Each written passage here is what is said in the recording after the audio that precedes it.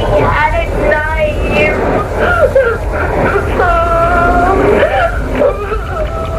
Oh no, here he comes. I gotta go. Katie. Noong December 30, 1982, ay ipinanganak ang isang batang babae na kinilala bilang si Catherine Beers. Pero bukod sa kanyang pangalan ay may kakaibang bansag sa kanya na naging matunog sa masa dahil siya ang tinaguriang ang babae sa pader o girl in the wall. Ito ay isang bansag na may malalim na kahulugan. Isang palayaw na nagdala sa kanya ng matinding takot at paghihirap sa loob ng ilang linggo sa kamay ng isa sa mga pinagkakatiwalaan niyang tao sa kanyang buhay. Pero paano nga ba nabuo ang kakaibang bansag na ito sa batang babae? At ano ang mga pagsubok na pinagdaanan niya sa buhay para maging kilala siya sa kanilang lugar? Ano ang paghihirap na idinulot sa kanya ng taong inakala niyang maasahan niya sa buhay? At paano niya natakasan ang nakakatakot na trahedyang ito? At yan ang alamin natin sa JP Amazing Stories.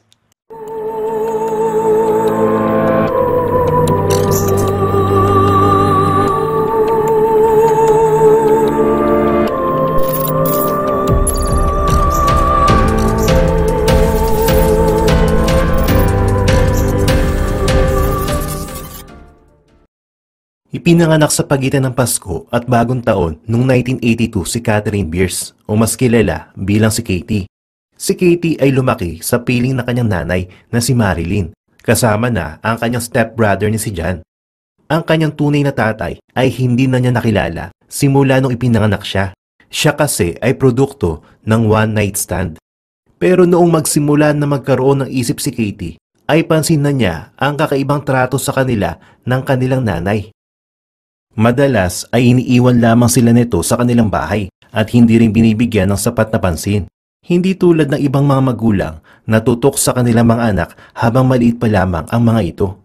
Dahil lari sa kakulangan ng kanyang nanay sa kakayahang magpalaki ng mga anak, ay ipinasa na ni Marilyn ang tungkulin na pagiging nanay sa ninang ni Katie na si Linda Engeleri. Pero lingid sa kaalaman ng nanay ay mabibigyang pansin pala ang kanyang anak sa pamamahay ni Linda. Pero sa hindi magandang pamamaraan.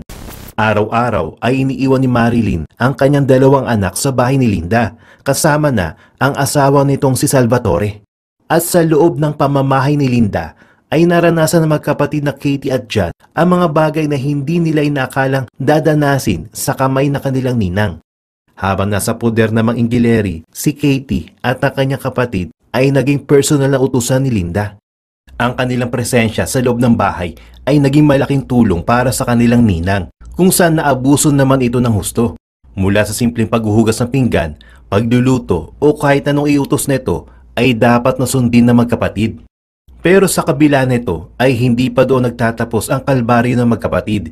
Sa murang edad na 7 taong gulang ay naglakas loob na si Katie na magsumbong sa kanyang ninang tungkol sa mga malalaswang bagay na pinapagawa sa kanya ng asawa nitong si Salvatore. Pero tulad ng mga nangyari sa pelikula ay hindi siya pinaniwalaan ng kanyang ninang. Samantala, sa buong buhay ng magkapatid ay isang tao lamang ang nagbigay ng mabuting atensyon sa kanila at ito ay si John Esposito na kanilang family friend. May mga ilang pagkakataon na binibigyan niya ng mga regalo ang magkapatid. Nakikipaglaro din ito sa kanila. At minsan ay ipinapasyal pa niya mga ito sa paborito nila mga pasyalan. At sa wakas ay nakahanap din ang magkapatid ng kakampi sa mapait na buhay na kanila pinagdadaanan mula sa kamay ng kanilang mga kamag-anak. Pagdating na December 28, 1992, 2 araw bago ang ika-10 kaarawan ni Katie, ay inimbitahan siya ni Esposito na pumunta sa paboritong pasyalan nito na Aceplex, isang arcade sa New York. Pero sa halip na dumiretso sa arcade, ay dinala ni Esposito si Katie sa kanyang bahay sa Bayshore. Dito ay payapang naglaro si Katie sa kwarto ni Esposito ng mga video games. Pero bago matapos ang araw, ay bigla siyang hinila ng lalaki papunta sa isang closet na isa palang lagusan papunta sa isang underground bunker. Dahil dito ay unti-unting napuno ng takot ang batang si Katie. Lalo na at hindi niya alam ang gustong mangyari na nag-iisang tao na kanya pinagkakatiwalaan. Ang 6-foot bunker na ito ay nasa ilalim mismo ng garden ni Esposito. Sa entrance nito ay may 200-pound na sementong trapdoor na konektado sa isang 6-foot long na tunnel. Sa loob ng bunker ay meron itong banyo, TV at kama. At sa loob ng malakabaong and soundproof na bunker na ito, ikinadena ni Esposito ang kawawang bata. Pagkatapos makadena ni Katie sa kama, ay pinilit ni Esposito ang batang babae na mag-record na isang mensahe. Habang humahagulhol ang bata, ay itinapat nito ang bibig sa mouthpiece ng telepono at sinabi nito na kinuha siya ng isang lalaki na merong hawak na patalim. Pagkatapos noon ay iniwan na siya ni Esposito at nagtungo ito sa Spaceplex na ipinangako niya kanilang pupuntahan. Pagdating sa arcade ay nagkunwari si Esposito na natatarantang lumabi sa isang staff at nag-report na nawawala umano ang kanyang kasama na si Katie. Pagkatapos noon ay dumiretso siya sa isang payphone sa labas ng arcade at tinawagan ang ninang ni Katie.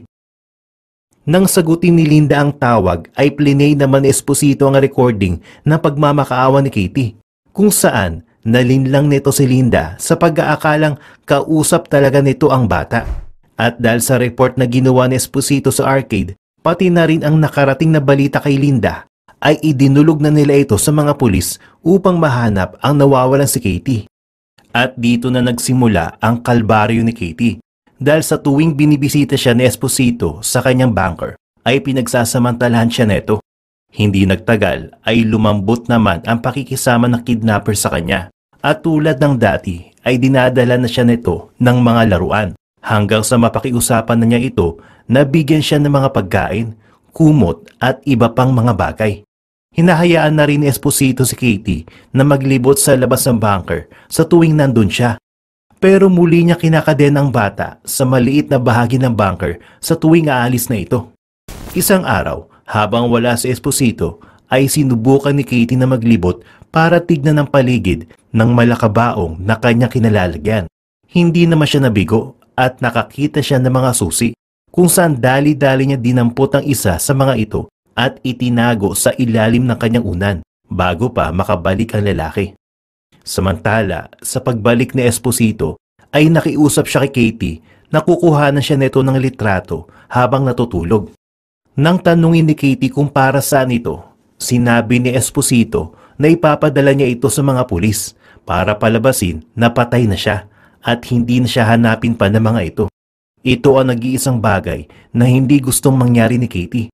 Dahil oras na mapabalita ang patay na siya, ay hindi na siya makakalabas pa sa impyerno na kanya kinalalagyan. Kaya naman sinubukan niya ang lahat para tanggihan ang lalaki. Tinanong niya ito kung paano siya mabubuhay nito sa loob at kung paano siya lalaki ng tama kung hindi siya nasisinagan ng araw. Pinagbigyan naman ni Esposito si Katie at iniwan niya na ito sa bunker. Pero mas naging kabado ang bata dahil hindi niya alam ang susunod na plano ng lalaki. Halos hindi siya makatulog sa takot na makuhanan siya nito ng litrato. At halos hindi na rin niya kinakain ang mga pagkaing dala ni Esposito sa takot na baka may laso ng mga ito. Isang araw, habang wala si Esposito sa bahay, ay sinubukan ni Katie ang susi na kanyang nakuha. Laking tuwa naman niya nang pumasok ito sa kandado ng kanyang kadena, kung saan malaya siya nakakilos sa loob ng bunker. Pero sa tuwing naririnig niya ang pagbalik ni Esposito, ay kinakadena niyang muli ang kanyang sarili at tinatago ang susi sa ilalim ng kanyang kama. Dala ng gutom at puyat ay nawawala na ng pag-asa si Katie.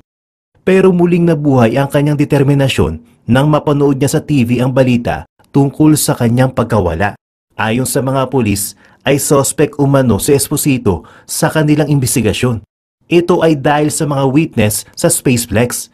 Matapos ibunyag ng mga ito na pumasok lamang sa arcade ang lalaki sa mismong araw ng pagkawala ni Katie. Kasabay nito ay nadiskubre din ng mga pulis ang recording na ginamit ni Esposito at narinig ni Linda.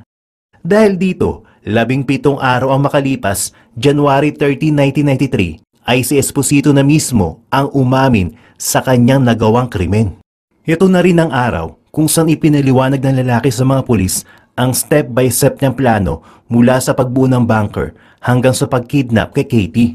Dahil dito ay tuluyan na nga nasagip ng mga pulis si Katie mula sa bunker at sa tiyak na kapahamakan. Ayon kay Esposito, ang bunker na iyon ay binuo niya lamang para kay Katie. Lumabas din sa investigasyon na si Esposito ay nasa likod pa ng isang krimen noong 1977 sa tangkang pagkidnap sa isang 12 years old na batang lalaki. Bukod pa rito ay nadiskubre din nila na pati ang kapatid ni Katie na si John ay naging biktima rin ni Esposito sa kanyang mga mahalay na gawain.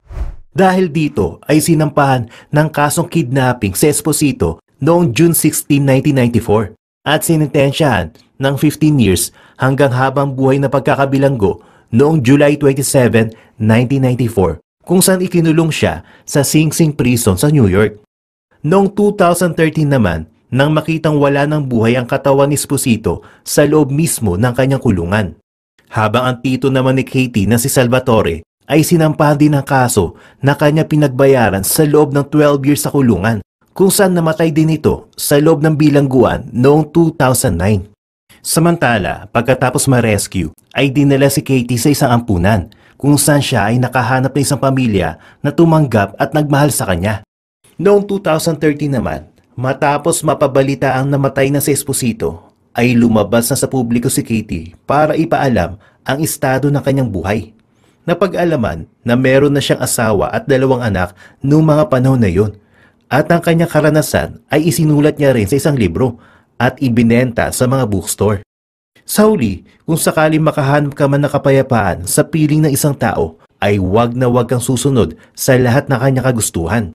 Maging mausisa ka sa mga nangyari sa iyong paligid, lalo na sa mga tao na iyong nakakasalamuha. Hindi masama na pagdudahan ang kilos sa ibang tao, lalo na at sa oras sa kapahamakan ay wala kang ibang maasahan kundi ang sarili mo.